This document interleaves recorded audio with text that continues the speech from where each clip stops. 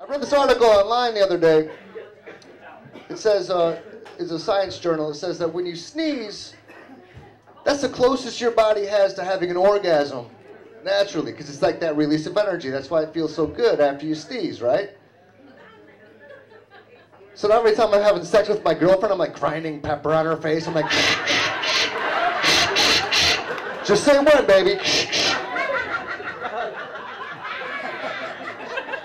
I started thinking about it, like, when a girl comes, it sounds and looks like she's about to sneeze, right? She's like, ah, ah, ah.